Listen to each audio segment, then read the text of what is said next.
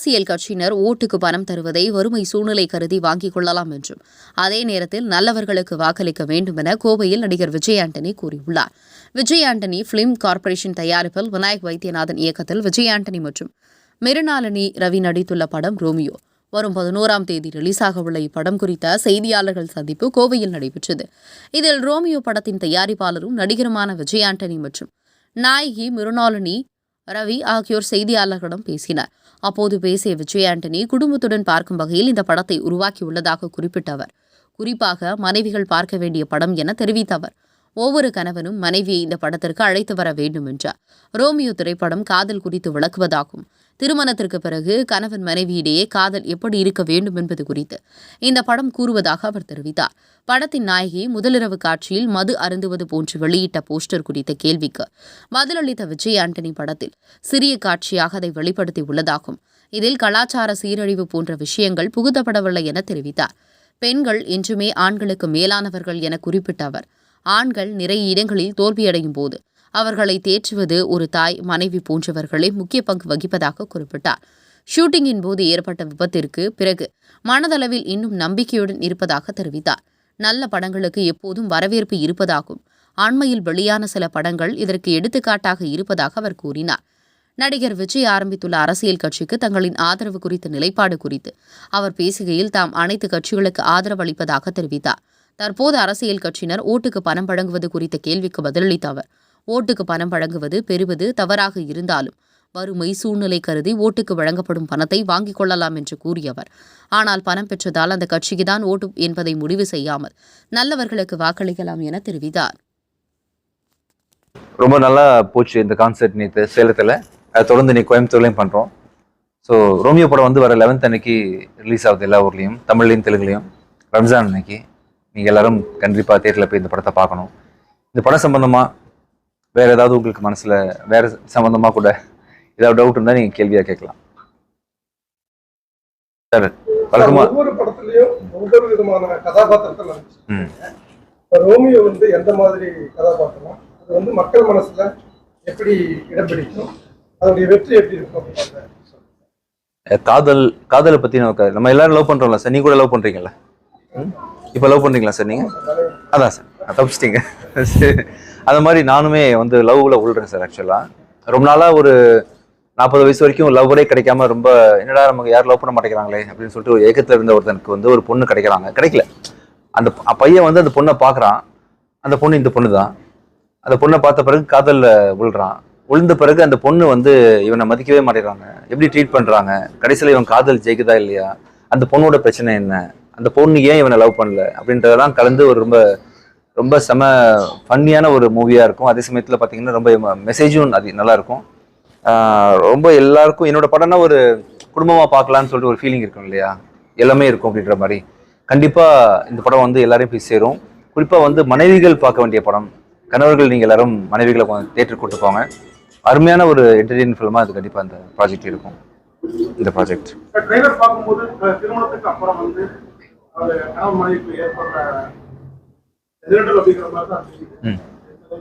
ஆமா சார், நிறைய பேருக்கு இருக்கு இல்லையா. நம்ம எல்லாருமே என்ன பண்றோம், பிஃபோர் லவ் மேரேஜ் நீங்களாம் லவ் பண்ணும்போது லவ் பண்ணிருப்பீங்க.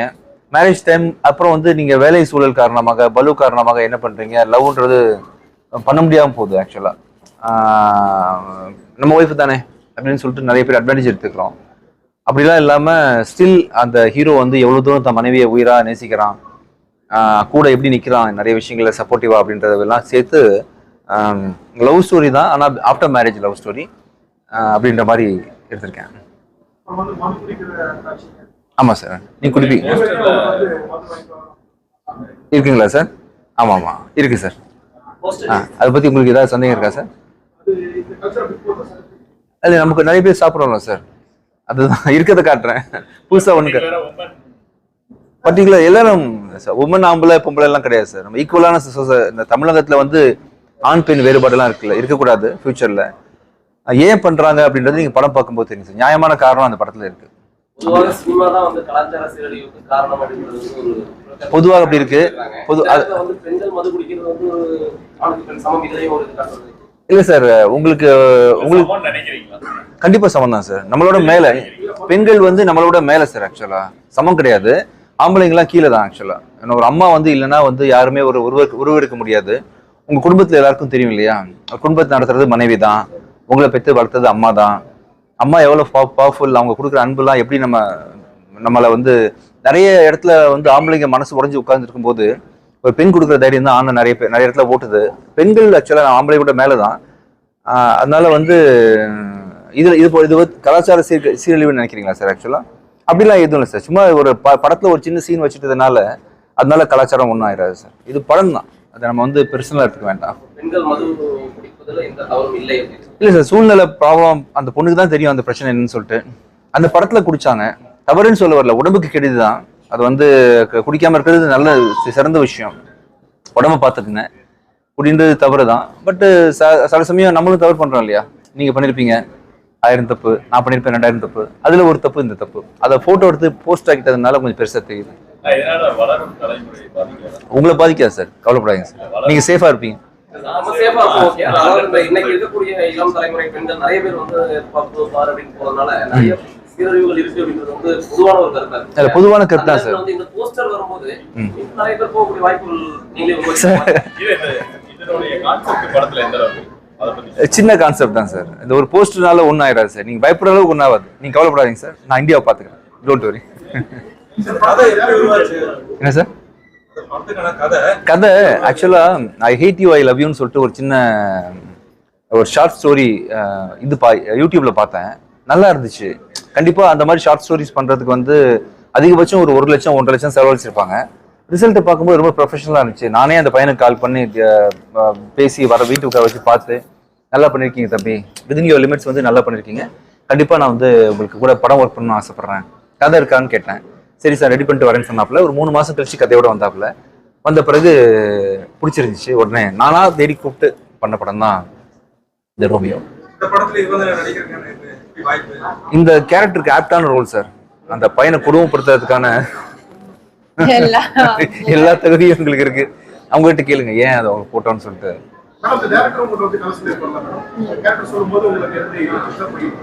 ஆக்சுவலா எல்லாருமே இந்த போஸ்டர் பத்தியா இருக்கட்டும், அந்த குடிக்கிறது பத்தியா இருக்கட்டும் தான் கண்டிப்பா நாங்க ட்ரெய்லர்லயும் போஸ்டர்லயும் அதான் காமிச்சிருக்கோம்ன்றனால நீங்க அததான் கேள்வியா கேக்குறீங்க. பட் வந்து ரொம்பவே ஒரு ஸ்ட்ராங்கான கேரக்டர் இது. அது வந்து ஜஸ்ட் ஒரு என்ன சொல்றது, ப்ரொமோஷனலா இருக்கும், கொஞ்சம் அட்ராக்ட் ஆகும், நீங்க இந்த மாதிரிலாம் கேள்வி கேட்பீங்கன்றதுனால கண்டிப்பா நாங்களும் அப்படிதான் பிளான் பண்ணி வச்சோம்.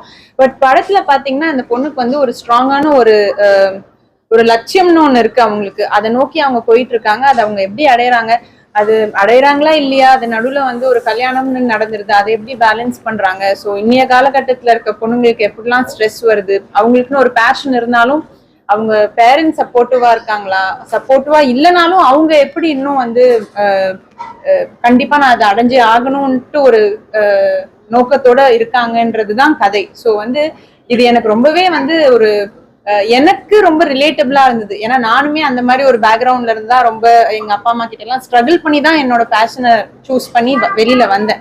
ஸோ அப்படி பார்த்தா என் கேரக்டர் ரொம்ப நல்ல கேரக்டர். இது வந்து நாங்க ஒரு ஃப்ளோவா தான் காமிச்சிருக்குமே தவிர இதை வந்து இது இப்படி பண்ணாதான் கரெக்ட் அப்படிலாம் நாங்க எடுத்து காமிச்சு எக்ஸாம்பிளா அடுத்த ஜெனரேஷனுக்கு இப்படிலாம் பண்ணுங்க, இதுதான் சரி அப்படின்னு நாங்க காமிக்கல. இதை பார்த்து நீங்க என்னென்ன பண்ணக்கூடாதுன்ட்டு கூட கத்துக்கலாம். சார் ரொம்ப நல்லா இருந்தது சார். அவ்வளவுதான். சொல்லுங்க, வேற ஏதாவது விஜய் நினைச்சுக்கங்க. சொல்லுங்க. as a producer-ஆ வந்து நான் ஃபர்ஸ்ட் ரொம்பவே பெரிய ஒரு சந்தோஷம் நன்றி சொல்லணும். ஏன்னா வந்து இந்த பர்டிகுலர் ரோலுக்காக என்னை வந்து அவங்களே ஸ்பான்சர் பண்ணி என்ன ஒரு கிளாஸ் காமிச்சாங்க, ஆக்டிங் கிளாஸ் காமிச்சாங்க. கிட்டத்தட்ட 1 மாசம் நான் கலைராணி மேம் கிட்ட ட்ரைனிங் எடுத்தேன். ஸோ அது எத்தனை ப்ரொடியூசர்ஸ் வந்து ஒரு ஆர்டிஸ்ட் மேல இன்வெஸ்ட் பண்ணி அவங்க இன்னும் அந்த ரோலுக்காக பெட்டர் ஆகட்டும்ட்டு எத்தனை பேர் பண்ணுவாங்கன்றது எனக்கு தெரியல. பட் சாரும் டைரக்டரும் 2 பேரும் வந்து அந்த முடிவு எடுத்து என்ன அனுப்பிச்சாங்க. ஸோ அதுல எனக்கு ரொம்பவே சந்தோஷம். அது இந்த படத்துக்கு மாத்திரம் இல்லாம என்ன ஃபியூச்சர்ல எல்லாத்துக்குமே ஹெல்ப்ஃபுல்லா இருந்த ஒரு கிளாஸ் அது. ஆஸ் அ ஹீரோவா ரொம்பவே ஒர்க் பண்றதுக்கு ரொம்ப ஈஸியா இருந்தது. ரொம்ப ஒரு ஃபன்னா இருக்கும், ரொம்ப சிம்பிளா இருப்பாரு. நிறைய சார் ஒரு மல்டி டேலண்டட்ன்ட்டு எல்லாருக்கும் தெரியும். அது நேர்லயே இருந்து ஒரு 60 days பார்க்கும்போது நமக்குமே அப்பப்ப நம்ம நிறைய கத்துக்க வேண்டியது நிறைய இருக்குல்ல. ஸோ எனக்கு as a full complete package it was good. Music எந்த ஒரு படம் சப்போர்ட்டா இருக்கு? சூப்பராக இருக்கும் சார். எல்லா படத்துக்கும் மியூசிக் ரொம்ப முக்கியம். இந்த படத்தில் வந்து டைரக்டரோட ஃப்ரெண்டு பரத் தனசேகர்னு ஒருத்தர் மியூசிக் டைரக்டராக பண்ணார். 2 சாங் கேட்டேன். செல்லக்கிளின்னு ஒரு பாட்டும் இன்னொரு சாங் கேட்டேன். கேட்ட பிறகு நல்லா இருக்கு, இவரே மியூசிக் டைரக்டராக போடலாம்னு சொல்லி டிசைட் பண்ணி பண்ணோம். எக்ஸ்ட்ரானரியான மியூசிக். இந்த படத்தில் ரீரெக்கார்டிங் வந்து அவ்வளோ பெரிய பில்லராக இருக்கும். உங்கள் எல்லாருக்குமே கண்டிப்பாக பிடிக்கும். I think 400 to 500 theatres release ஆகும் சார் இந்த படம். இல்லை சார், ஸ்ட்ரகிள்ன்றது உங்களுக்குமே இருக்கு சார், எனக்கு மட்டும் இல்லை சார். யாராவது ஜாலியாக இருக்கீங்களா? நம்ம எல்லாருக்கும் ஒரு பிரச்சனை இருக்க தான் செய்யும். கண்டிப்பாக நம்ம லைஃபாக குடும்பத்தை காப்பாற்றுறதுக்காக, படம் பண்ணுறதுக்காக, நம்ம கனவை வந்து நினைவாக்குறதுக்காக, ஏதோ ஒரு காரணத்துக்காக லைஃப்பில் ஓடிட்டே இருக்கோம். நம்ம ஓடும்போது பார்த்தீங்கன்னா அப்படியே ஸ்மூத்தாக எல்லாருமே வரவேற்கிறது இல்லை. நமக்கான ஸ்ட்ரகிள் இருக்க தான் செய்யும். அது மாதிரி ஒரு ஸ்ட்ரகிள் சார். ஆக்சுவலாக நம்ம ஒரு 30வது படியில் இருக்கோம்னு சொன்னால் 29 படியை தாண்டி தான் 30வது படி பார்க்குறோம். 30வது படி வந்து கீழேருந்து பார்க்கும்போது ஹைட்டாக தெரியும். ஒவ்வொன்றா ஸ்டெப் பை ஸ்டெப்பாக போய் அது 29 30 பார்க்கும்போது பெருசாக ஹைட்டாக தெரியாது. நீங்கள் ஃபேஸ் பண்ணுற அதே மாதிரி நார்மல் ஸ்ட்ரகிள் தான் நானும் ஃபேஸ் பண்ணுறேன். இன்னும் மீல் இல்லை சார். ஆக்சுவலாக எனக்கு முகத்தில் இன்னுமே ஒரு 5-6 பிளேட் இருக்கு. நிறைய இஷ்யூஸ் இருக்க தான் சார். நான் பேசும்போது கூட சில டிஃபரன்ஸ் தெரியுதா? சில உச்சரிப்புகள் எனக்கு ஈஸியாக வர மாட்டேங்குது. நிறைய ப்ராப்ளம்ஸ் இருக்கு. பட் பரவாயில்ல சார், நல்லா இருக்கேன். மனசளவில் பார்த்தீங்கன்னா ஆஃப்டர் ஆக்சிடென்ட் வந்து இன்னுமே கொஞ்சம் நல்லா இருக்கிறேன். ரொம்ப ரொம்ப நல்லா சப்போர்ட் பண்ணியிருக்காங்க சார். ஐ திங்க் ஒரு 450 தியேட்டர்ஸ் ரிலீஸ் பண்ணுறாங்க. இதுக்கு முன்னாடி பிச்சைக்காரன் 2 அவங்க தான் ரிலீஸ் பண்ணி கொடுத்தாங்க. அப்போவுமே எனக்கு வந்து ரொம்ப நல்லா கிராண்ட் ரிலீஸ் பண்ணி கொடுத்தாங்க. பிச்சைக்காரன் 2 வந்து தமிழ்நாட்டிலையும் ஆந்திராலையும் பெருசாகவே ஓடிச்சு. அது மாதிரி இந்த படமும் ஆந்திராவில் வந்து மைத்ரி மூவி மேக்கர்ஸ் ரிலீஸ் பண்ணுறாங்க, கர்நாடகாவில் கும்பாலே ரிலீஸ் பண்ணுறாங்க. சோஃபார் எல்லாமே ரொம்ப பாசிட்டிவாக இருக்கு. கண்டிப்பா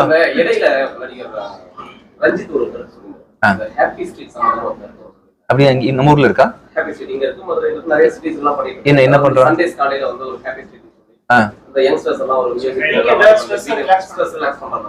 லைவ் கான்சர்ட் வந்து வீக்லி நடத்துறாங்க ரோட்ல.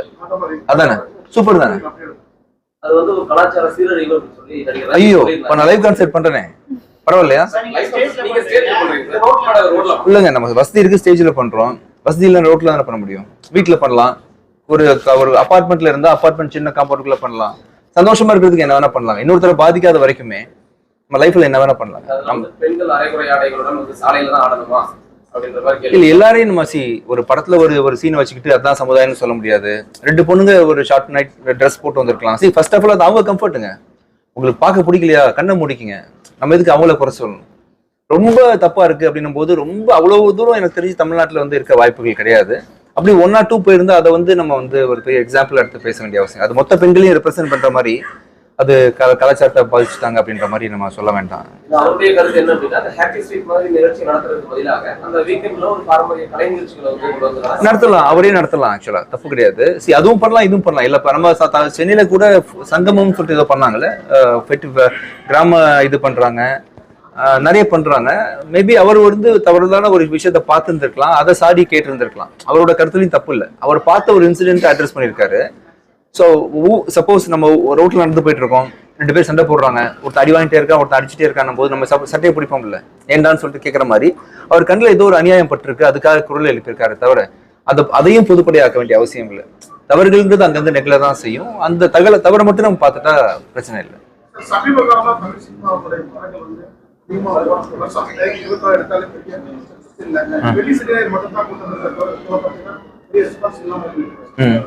படம் நல்லா இருந்தா கண்டிப்பா ஓடும் சார். இப்போ நம்ம மஞ்சுமல் பாய்ஸ்னு ஒரு படத்தை ஓட்டுறோம், டப்பிங் படங்கள் ஓடுது. இப்போ என்னோட படங்கள் அங்க ஓடுது. கண்டென்ட் தான் சார். நீங்க எல்லாருமே பாவம் என்ன வந்து மக்கள்கிட்ட கொண்டு போய் சேர்க்கறதுக்காக இந்த அளவுக்கு தான் கேள்வி கேட்க முடியுமே தவிர்த்து அதுக்கப்புறம் உள்ள வேலையை நான் தானே பாத்துக்கணும். உருப்படியா படம் எடுக்கணும். நீங்க வந்து பாவம் எனக்காக வந்திருக்கீங்க, இந்த படத்தை ப்ரமோட் பண்ணணும்னு தெரியும், ரோமியோ கான்செர்ட்னு தெரியும், இது வரைக்கும் உங்களால செய்ய முடியும். அதுக்கப்புறம் படம் சப்போர்ட்டிவா இருந்துச்சுன்னு சொன்னா நம்ம ஊர்ல ஓடாத படங்கள் இல்லை சார். கண்டென்ட்டா இருக்கும்போது அது ஆட்டோமேட்டிக்கா ஜெயிச்சிடும் சார். வெளியூர் படம் உள்ளூர் படம் பார்க்க மாட்டோம், எல்லா படத்தையும் ஓட வைப்போம். படத்தை நல்லா எடுத்தோம்னா, கிரிப்பா எடுத்தோம்னு சொன்னா கண்டிப்பா இப்போ முன்னாடி மாதிரி இல்லை. அயல்நாட்டு சீரியஸ் நிறைய மணி ஐஸ்லாம் பார்த்துருக்கோம். நிறைய ஓடிடி வந்த பிறகு பெரிய பெரிய படங்கள் பார்த்ததுக்கு அப்புறமா அந்த ஸ்டாண்டர்ட்ல நல்ல கருத்துள்ள நல்ல என்டர்டெயின்மெண்ட் வேல்யூ உள்ள கதையை எடுக்காம போயிட்டோம்னு சொன்னா ஆடியன்ஸ் இதை நான் டிவிலேயே பார்த்துக்கிறேன் போயிடுறாங்க. ஆக்சுவலா ஸோ நல்ல படத்தை எடுக்கிறதுக்கு நம்ம தயாராக்கணும், அவ்வளவுதான். கண்டிப்பா வருது. ரோமியோ பார்க்கலாமே, நீங்க பாருங்க. ரோமியோ பொதுவாக வரதானே செய்யுது. நிறைய படம் வருது ஒரு பீரியட்ல சம்டைம்ஸ் இப்போ போன வருஷம் மழை பெஞ்சது, எல்லா வருஷமும் மழை பெய்யுறது இல்லை. அது மாதிரி திடீர்னு ஒரு மந்த நிலை ஏற்படலாம். ஒரு 3 மாசம் சரியான படங்கள் வராமல் போகலாம். நிறைய படங்கள் எடுத்து முடிச்சிருந்திருக்கலாம் வியாபார காரணங்களுக்காக. சில நல்ல கண்டென்ட் இருக்கும், அவங்களால வந்து ஓடிடி ரிலீஸ் பண்ண முடியாது, சேட்டலைட் பண்ண முடியாது, எப்படி தேட்டருக்கு கொண்டு வரணும்னு தெரியாது. சில காரணங்களுக்காக எத்தனையோ கலைகள் கொட்டி கிடக்குது சார் தமிழ்நாட்டுக்குள்ள. நிறைய யங்ஸ்டர்ஸ் இருக்கிறாங்க, அவங்களுக்கு ஆப்பர்ச்சுனிட்டி கிடைக்கல. அப்படின்றதுனால தமிழ்நாடு வீக் ஆயிடாது. சரி, நம்ம சரியான ப்ரொடியூசர்ஸ் வந்து அவங்களை தேர்ந்தெடுத்து படமா எடுக்கலையே தவிர தமிழ்நாடு என்னைக்குமே வந்து கலைக்கு வந்து ஒரு பேர் போனது தான் சார். கண்டிப்பா இல்ல அது காரணம் இல்லை சார். இன்ஃபேக்ட் நல்ல வேளை அந்த பைரசி எல்லாம் ஒழிஞ்சிருச்சு. இப்போ எல்லாம் வந்து செகண்ட் டே வந்து பைரசியில பார்த்துட்டு இருப்பாங்க இல்லைங்களா. இப்போ அப்படி இல்லை, எல்லாரும் அதுலயும் வந்து ப்ரொடியூசர் சம்பாதிக்கிறாங்க. ஃபைனலி எல்லாம் இதுக்காக நீங்க எதுக்கு வேலை செய்றீங்க, உங்களுக்கு சம்பளத்துக்காக வேலை செய்றீங்க, நான் எதுக்கு இங்க வந்திருக்கேன் ஆக்சுவலா, கடைசியில் ஏதாவது காசு வராதா, படம் ஓடாதா, அடுத்த படம் எடுக்க முடியாதா, 4 பேருக்கு வாய்ப்பு கிடைக்க முடியாதான்னு சொல்லிட்டு நம்ம வந்து வேலையை பார்த்துட்டு தான் பணத்துக்காக தான் எல்லாம் ஓடுறோம். ஓடிடின்றது கண்டிப்பா வந்து ப்ரொடியூசர்ஸ்க்கு வந்து ஒரு சப்போர்ட்டா தான் இருக்கு. ஒரு 30-40% இன்கம், 50% இன்கம் கூட தேட்டர்ல இருந்து கிடைக்குதுன்னா மீதி 50% இன்கம் வந்து நல்ல படம் எடுத்தீங்கன்னு சொன்னா ஓடிடில கிடைக்க தான் செய்யும். ரொம்ப அருமையா பண்ணியிருக்காருங்க. வழக்கமா அவர் இங்க போனாலுமே நல்லா இருக்கும். இந்த படத்துல வந்து ஒரு முக்கியமான கேரக்டர் பண்றாரு. அவரை தவிர்த்து யாரை பண்ணியிருந்தாலுமே அந்த கேரக்டர் அவ்வளவு வெயிட்டா இருந்திருக்காரு, அந்த அளவுக்கு பண்ணியிருக்காரு. விடிவி கணேஷ் பண்ணியிருக்காரு. நிறைய பேர் இளவரசி சார் பண்ணியிருக்காரு, சுதா மேம் பண்ணியிருக்காங்க, தலைவாசல் விஜய் சார் பண்ணியிருக்காங்க. நிறைய பேர் ஆக்ட் பண்ணியிருக்காங்க. அருமையா இருக்கு.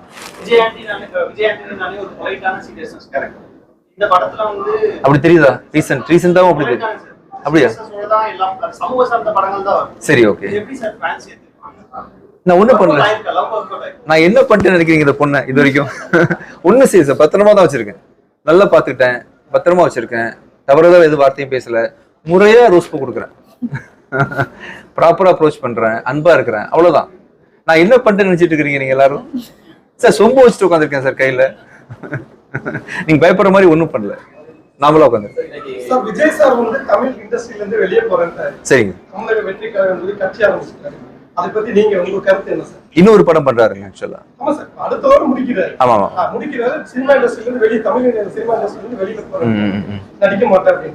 அதை பத்தி உங்க கருத்து? சினிமால வந்து நடிப்புல சின்ன வயசுல இருந்தே, ஐ திங்க் 17 வயசுல இருந்து ஒருத்தர் நடிக்கிறாருங்க.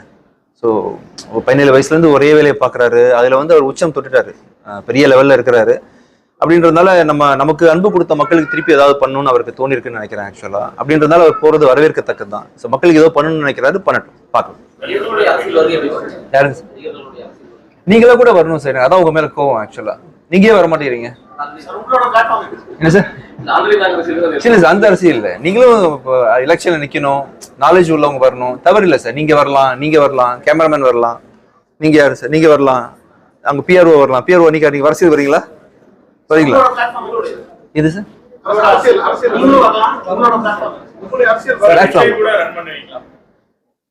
சரி, இல்ல இப்போதைக்கு நடிப்புலயே போயிட்டு இருக்கேன் சார். நேரம் அதை பத்தி யோசிக்க டைம் இல்லை ஆக்சுவலா. எனக்கு ஃபியூச்சர்ல ஒரு வேலை நிறைய பண்ணி முடிச்சிட்டோம், மக்களுக்கு ஏதாவது பண்ணணும் அப்படின்னு ஒரு ஆப்பர்ச்சுனிட்டி கிடைச்சா மேபி, தெரியல.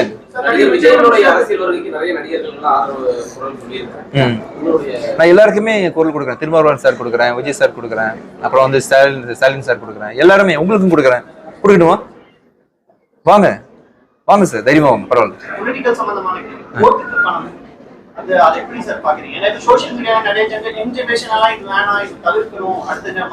இல்ல தவிர்க்கணும் தான்.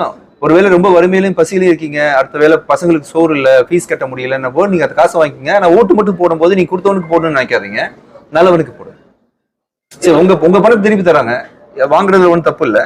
வாங்கிக்கிட்டு சரியான மனிதர்கள் ஓட்டு. காசு வாங்குறதுக்காக நீங்க வந்து ரொம்ப சின்சியரா இருந்து திருப்பி தவறு பண்ற ஒரே மனுஷனுக்கு தொடர்ந்து போடணுன்ற அவசியம் இல்லை. உங்க பணம் உங்ககிட்ட வருதுன்னு நினைச்சுக்கோங்க, ஆனா ஓட்டை மட்டும் யோசிச்சு சரியான மனுஷனுக்கு போடுங்க.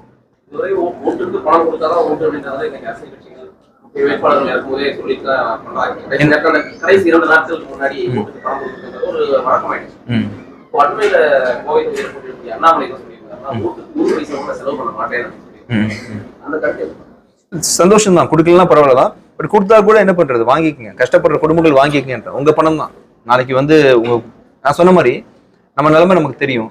ஆனா மனசாட்சிப்படி ஓட்டு போடுங்க, நல்லவங்களுக்கு ஓட்டு போடுங்க. வாங்காம இருக்கு சார், கொடுக்காம இருந்தா சந்தோஷம் தான். என்னங்க சார்? சாரி கேட்கல. மூவிஸ் வந்து நெக்ஸ்ட் அக்டோபர் 11 அன்னைக்கு ஒரு படம் ரிலீஸ் ஆகுது என் ப்ரொடக்ஷன்லயே. லியோ ஜான் பால் டைரக்ஷன்ல ஒரு படம் ரிலீஸ் ஆகுது. அப்புறம் அருவி டைரக்டர் அருண் பிரபு புருஷோத்தமன் டைரக்ஷனில் படம் ரிலீஸ் ஆகுது. இது இல்லாமல் பாபு விஜயோட டைரக்ஷனில் படம் ரிலீஸ் ஆகுது. பேக் டு பேக் வந்து என் ப்ரொடக்ஷனில் பண்ணுறேன். இது இல்லாமல் வந்து மலை பிடிக்காத மனிதன், வள்ளிமயில், ஹிட்லர் இந்த மாதிரி படங்கள் கூட இப்போ ரிலீஸ் ஆகுது தொடர்ந்து. பிச்சைக்காரன் வந்து அம்மாவை முன்னிலைப்படுத்துறது. ஆமா. பிச்சைக்காரன் 2 வந்து தங்கச்சியை முன்னிலை பார்த்து ரோமியோ யாரு சார்? மனைவி.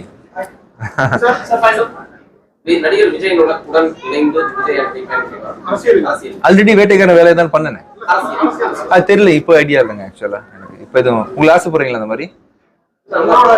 என்ன சரி, அந்த இது இப்போ பிளான்லாம் எனக்கு கிடையாதுங்க ஆக்சுவலா. இப்போ நான் ஃபுல்லாக நடிப்பதெல்லாம் நானே எடிட் பண்ணுறேன், எல்லா படத்துக்கும் ப்ரொடக்ஷன் பண்ணுறேன். நேரம் சரியா இருக்கு. அரசியல் எனக்கு தெரியவும் செய்யாது. நிறைய விஷயங்கள் இருக்கு இல்லைங்களா, அதில் பாலிடிக்ஸ் இருக்கு, இத்தனை தொகுதிகள் இருக்குலாம் தெரியாது. அவர் போகிறதா இருந்தால் நான் 5 வருஷம் படிக்கணும். பொலிட்டிக்கல் ஹிஸ்ட்ரி படித்தா சரியா இருக்குமா, அரசியலுக்கு யூஸ்ஃபுல்லாக இருக்குமா, மக்களை படித்தா போதும், அது எனக்கு தெரியும் ஆக்சுவலா. தெரியுமா எனக்கு நல்லா தெரியுமா? நல்ல படம் சார். நீங்கள் படம் போடணும் முடிவு பண்ணுவீங்க, ஃபேமிலியாக பார்க்கணும் ஆசைப்படுவீங்க. ஒரு நல்ல ஒரு அருமையான ஒரு ஃபீல் குட் மூவி. நிறைய விஷயங்கள் நீங்கள் எடுத்துட்டு செல்லலாம், போகலாம். நீங்கள் சொன்னீங்க கலாச்சாரம் அந்த மாதிரி விஷயங்கள்லாம் சொன்னீங்க இல்லையா, அந்த கலாச்சாரம்லாம் இன்னும் இருக்குது, அன்புன்றது இன்னும் இருக்குது சொசைட்டியில் அப்படின்றது இந்த படத்தில் நீங்கள் பார்க்கலாம்.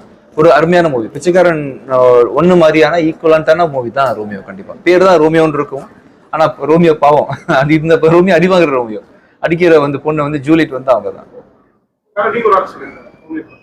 ஸோ நீங்க கேட்டீங்கல்ல நாங்க என்ன எக்ஸாம்பிள் காட்ட வரோம் சொல்லிட்டு. ஸோ இன்னைய காலகட்டத்துல பாத்தீங்கன்னா நிறைய டிவோர்ஸஸ் இருக்கு, ஈகோ பிரச்சனை எல்லாரும் ஈஸியா பிரிஞ்சிடுறாங்க. தனித்தனியா பிரிஞ்சு எல்லாம் சக்சஸ்ஃபுல்லா இருக்கணும்னு நினைக்கிறாங்க. ஒன்னா வந்து அட்ஜஸ்டே பண்ணக்கூடாது, நாங்க ஃபைனான்சியலா எல்லாருமே இண்டிபெண்டா இருக்கோம்ன்ற காலகட்டத்துல ஒன்னாவும் இருக்கலாம், சக்சஸ்ஃபுல்லாவும் இருக்கலாம். அது வந்து லவ்னால எதை வேணா மாத்தலாம். அதனால இந்த மாதிரி படங்கள் பார்த்து அடுத்த ஜெனரேஷன் மூலம் தான் அதுவும் ஒரு எக்ஸாம்பிளா இருக்கும்ன்ற மாதிரி நாங்க கதை எடுத்துருக்கோம். ஸோ கண்டிப்பா ஃபேமிலியோட வந்து எல்லாருமே வந்து April 11 அன்னைக்கு பாருங்க, நல்ல ஒரு ஸ்டோரி எடுத்துருக்கோம். ஐ லவ் யூ.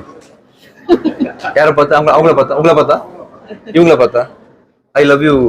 உங்க படம் பேர் என்ன? லீலா. அவங்கள பார்த்து சொல்லணுமா? அவங்களுக்கு ஒண்ணு உங்களுக்கு ஒண்ணு. என்ன சந்தோஷம் சார் உங்களுக்கு உங்க மகத்துல. I love you Leela. Thank you சார்னு சொல்லுங்களா, சவுண்டா சொல்லுங்க. இல்லையா? சரி, ஓகே. படத்துல இல்லையா? நம்ம நிலமா தான் சார். சொல்லுங்க. நம்ம ஊரு பாண்டிச்சேரி பொண்ணு, கடலூர் பாண்டிச்சேரி. தேங்க்யூ.